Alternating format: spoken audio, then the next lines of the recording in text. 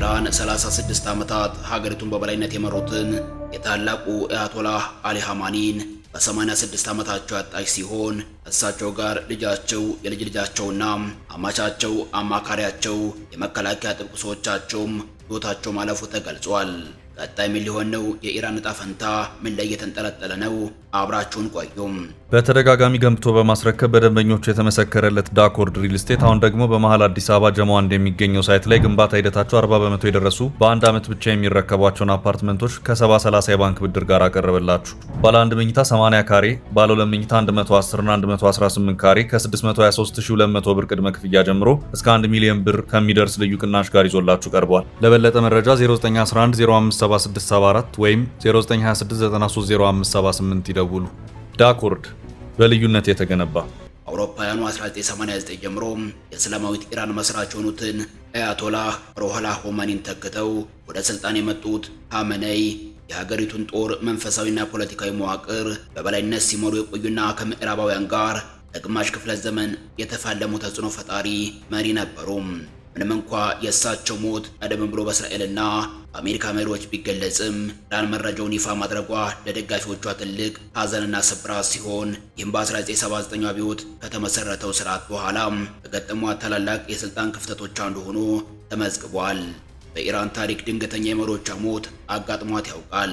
በአውሮፓውያኑ 2024 የሞተው ፕሬዚዳንት ኢብራሂም ራኢሲና የውጭ ጉዳይ ሚኒስትሩ በሄሊኮፕተር አደጋ ሕይወታቸው ማለፉ ዋነኛ ማሳያ ነው። ምንም እንኳን ክስተቱ አገሪቱን ቢያስደነግጥም የኢራን መንግስት በሕገ መንግስቱ አንቀጽ 131 መሰረት ፈጣን እርምጃ ወስዷል። ስርዓቱ ሳይፈርስ በ50 ቀናት ውስጥ ምርጫ በማካሄድ ማሱድ ፔዜሽኪያን አዲስ ፕሬዚዳንት አድርጎ ሾሟል።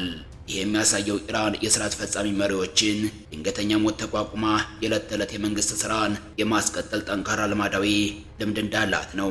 ይሁን እንጂ አሁኑ የአያቶላህ አሊ ኻሜኒ ሞት ከአደጋ ይልቅ በታቀደ የአየር ጥቃት መሆኑ ሁኔታውን እጅግ የተለየ ያደርገዋል። አያቶላህ ኻሜኒ ለ36 ዓመታት ሀገሪቱን የመሩና የመጨረሻው ውሳኔ ሰጪ የነበሩ በመሆናቸው የእሳቸው መሞት በኢራን ዘመናዊ ታሪክ ውስጥ ትልቅ ድንጋጤ ነው። እንደ ራኢሲ ሞት ሁሉ አሁንም ሀገሪቱ ወደ ምርጫ ብትገባም የኻሜኒ ቦታ ግን በቀላሉ የሚተካ አይደለም።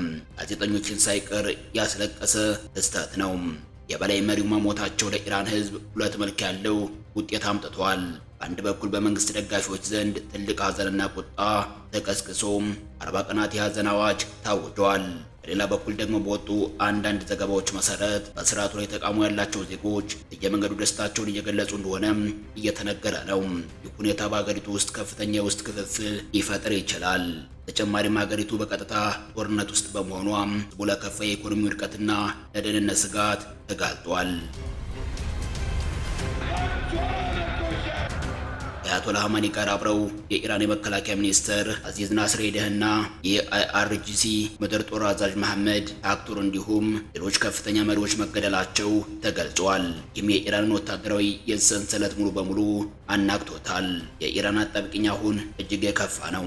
በአንድ በኩል ለደረሰባት ጥቃት አጸፋ ለመስጠት ወደ እስራኤልና አሜሪካ ሰፈር ሚሳኤሎችን እየተኮሰች ቢሆንም በሌላ በኩል ደግሞ ዋና መሪዎቿን ባጣችበት በዚህ ወቅት አገራዊ ህልውናዋን እንዴት እንደምታስቀጥል ግራ ተጋብታለችም። በኢራን ህገ መንግስት መሰረት አሁን አገሪቱ በሽግግር ወቅት ላይ ትገኛለችም። ፕሬዚዳንት ማሱድ ፔዜሽኪያን የዳኝነት አካል ኃላፊውና የፓርላማው አፈ ጉባኤው ለጊዜው አገሪቱን በጋራ እየመሩ ነው። ቀጣዩን የበላይ መሪ የመምረጥ ስልጣን ያለው ደግሞ የባለሙያዎቹ ምክር ቤት ወይም ኤምባሲ ኦፍ ኤክስፐርትስ ነው። የምክር ቤት በፕሬዚዳንት ማሱድ ፔዜሽኪያንን በፍትህ አካል ኃላፊው ጎላም ሁሴን ሞሲኒ ኤጀኒና የአያቶላህ ኻሜኒ ከፍተኛ አማካሪ መሐመድ ሞክቢር የተቀየረ ነው። ይሁን እንጂ ይህ ምክር ቤት ጊዜያዊ ሲሆን ቀጣዩን መሪ በቋሚነት የመምረጥ ህገ መንግስታዊ ስልጣን ያለው የባለሙያዎች ምክር ቤት ነው። ይህ 86 የሃይማኖት ሊቃውንት የያዘው ምክር ቤት በአፋጣኝ ተሰብስቦ አዲስ መሪ የመሰየም ከባድ ኃላፊነት ይኖርበታል። አሁን ባለው የጦርነት ሁኔታ ግን ምክር ቤቱ አዲስ መሪ እስኪመርጥ ድረስ ሀገሪቱ በከፍተኛ ወታደራዊና ፖለቲካዊ ውጥረት ውስጥ ትቆያለችም። አይአርጂሲ ታሪካዊ የበቀል እርምጃ እንደሚወስድ አስታውቋል። ቀድሞውንም ወደ እስራኤልና በቀጠናው ወደሚገኙ የአሜሪካ ጦር ሰፈሮች የሚሳኤልና የድሮን ጥቃቶችን መጀመሩ ተረጋግጧል። ይህ እርምጃ የስርዓቱን መላላት ለመከላከልና ደጋፊዎቹን ለማነሳሳት የሚደረግ የልበ ሙሉነት ስሜት ነው። በአያቶላህ ሞት ምክንያት ሊቀሰቀሱ የሚችሉ ተቃውሞዎችን ለመጨፍለቅና አገዛዙ እንዳይፈርስ ለማድረግ በሁሉም ዋና ዋና ከተሞች ከፍተኛ ወታደራዊ ስምሪት ያደርጋል። አይአርጂሲ አዲሱ መሪ በሚመረጥበት ጊዜም ወሳኙን ድምፅ እንደሚይዝ ይታመናል። አያቶላህ አሊ ኻሜኒ ልጅ የሆኑት ሞጅተባ ኻሜኒ ናቸው በከፍተኛ ሁኔታ ከሚነሱት እጩዎች መካከል ቀዳሚው ነው። ሆኖም የእሳቸው ሹመት ትልቅ ፈተና ይገጥመዋል። ሞጅተባ በአይአርጂሲ እና በደህንነት መዋቅር ውስጥ ትልቅ ድጋፍ ቢኖራቸውም በኢራን አብዮት መርህ መሰረት ስልጣን ከአባት ወደ ልጅ መተላለፉ እንደ ትልቅ ነውር ይታያል። ብዙ ሃይማኖት ሊቃውንት ይህንን የንጉሳዊ ስርዓት ተዋረድ ስለሚቃወሙት ሞጅተባ መንበሩን ቢረከቡ እንኳ በሊቃውንቱና በህዝቡ ዘንድ ተቀባይነት ለማግኘት ትልቅ ትግል ይጠብቃቸዋል። አያቶላህ አሊ ኻሜኒ መገደላቸውን ተከትሎም የሆርሙዝ ወሽመጥ መዘጋት ወይም የትራፊክ መስተጓጎል ዓለም አቀፍ ስጋት ፈጥሯል። አሜሪካ የኃይል መረጃ አስተዳደር ወይም USEIA በሰነዶች ላይ የሆርሙዝ ወሽመጥን በዓለም ላይ እጅግ ወሳኝ የነዳጅ ማነቆ ወይም ወርልድስ ሞስት ኢምፖርታንት ኦይል ቾክ ፖይንት ተብሎ ይገልጸዋል። ዓለም አቀፍ የነዳጅ ፍንዳታ ውስጥ ከ20 በመቶ በላይ በቀን በሚሊዮን በበርሜል የሚቆጠር ነዳጅና የተፈጥሮ ጋዝ የሚያልፈው በዚህ ወሽመጥ ነው። ወሽመጡ ለረጅም ጊዜ ከተዘጋ ወይም ደህንነቱ አደጋ ላይ ከወደቀ የዓለም የነዳጅ አቅርቦት በከፍተኛ ሁኔታ ስለሚቀንስ የነዳጅ ዋጋ ወደማይታወቅ ደረጃ ሊነር ይችላል። ታዋቂው የኃይልና የኢኮኖሚ ታሪክ ጸሐፊ ዳንኤል የርጊን ፑሊትዘር ሽልማት ባገኘው ዘ ፕራይዝ በተሰኘ መጽሐፋቸው ላይ እንዳብራሩት የነዳጅ አቅርቦት መቋረጥ ሁልጊዜም ዓለም አቀፍ ኢኮኖሚ ቀውሶችን አምጥቷል። ለምሳሌ 1980ዎቹን የነዳጅ ቀውስ ማየት ይቻላል። የነዳጅ ዋጋ መጨመር የትራንስፖርት የማምረቻና የግብርና ወጪዎችን ያነራል። ይህ ደግሞ በዓለም ዙሪያ ባሉ ሸቀጦች ላይ የዋጋ ግሽበት ያስከትላል። የዋጋ ግሽበቱን ለመቆጣጠር የዓለም ማዕከላዊ ባንኮች ወለድ መጠናቸውን ሲጨምሩ የንግድ ኢንቨስትመንት ይቀንሳል፣ የሥራ አጥነት መጠን ይጨምራል። መጨረሻም ዓለም ወደ ከባድ የኢኮኖሚ ውድቀት ትገባለችም።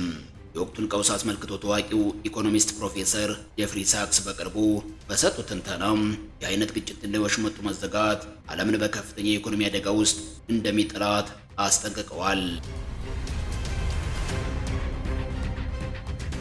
ከፖለቲካዊ ኢኮኖሚ አንጻር ሲታይ የነጻ ገበያ አጥኚዎችና ፈላስፎች ለኑርኤል ሩቢኒ ያሉ እንዲህ ያሉ የጂኦፖለቲካ ቀውሶች የዓለምን የአቅርቦት ሰንሰለት በማስተጓጎል የዳበሩትንም ሆነ በማደግ ላይ ያሉትን ኢኮኖሚዎች በእኩል ደረጃ እንደሚያሽመደምዱ ይሞግታሉ።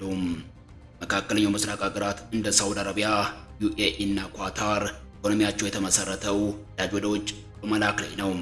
ወሽመጡ ከተዘጋ ምርታቸውን ለዓለም ገበያ ማቅረብ ስለሚቸገሩ የራሳቸው ኢኮኖሚ ክፉኛ ይጎዳል።